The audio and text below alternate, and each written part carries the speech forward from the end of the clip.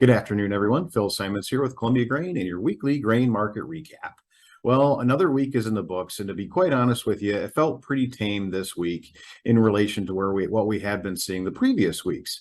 But when we take a look at the overall price action this week, we do see the ranges across the board were pretty close to 40 cents. But week on week, when the dust settled here today, the change was pretty minimal overall between corn, wheat, and soybeans. But we'll take a look at that here in just a minute.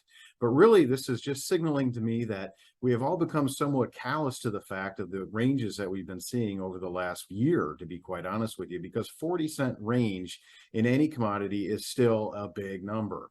Although we have just become more callous to or accustomed to these types of numbers that we've been seeing here recently this year.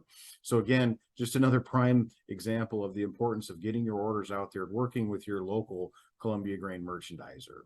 Headlines again had the markets moving last night with the Turkish President Erdogan noting that he really didn't see much of an obstacle that could potentially block the extension of the grain safe passage agreement following the recent meetings of Russia and Ukraine over that matter. But I'm sure that there's going to be more to come on that front next week, and we will see probably close to the exact opposite being said at the beginning of the week, or at least we could potentially see that again.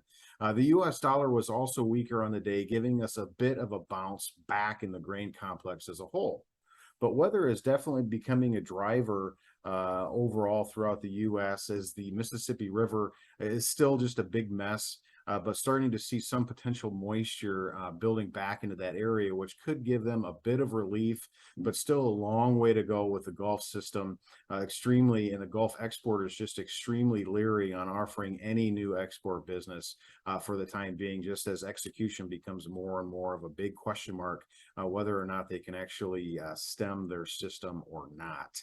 Other weather influences continue to show up, and I am going to share my screen with you again here just to take a look at our ColumbiaGrain.com website so that we can see all this information out there. Again, if we just navigate to ColumbiaGrain.com and go over to the upper right hand corner for Producer Solutions tab, we can see that the Drought Monitor Index for the U.S. anyway, that was actually released yesterday, Thursday, October 20th.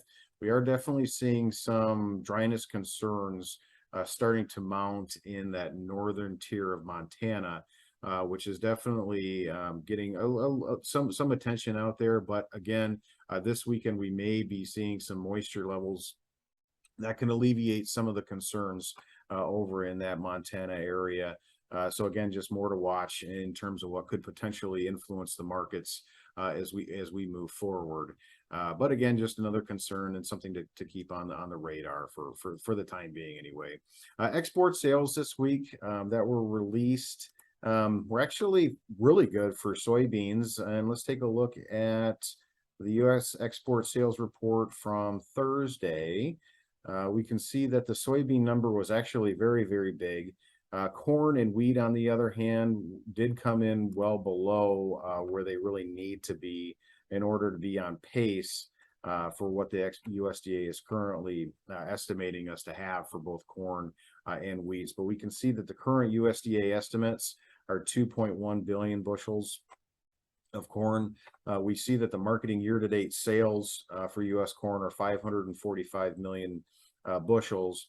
We can see what that means when we say, okay, what do we need to get on a per week basis? We do need to get 34.9 million bushels per week, and just this past week we saw sales at 16.1 million bushels, so well behind where we need to be. In similar fashion, wheat export sales, we can see that the current USDA estimates for all U.S. export sales are coming in at 775 million bushels, and the marketing year to date we're just over 414 million bushels.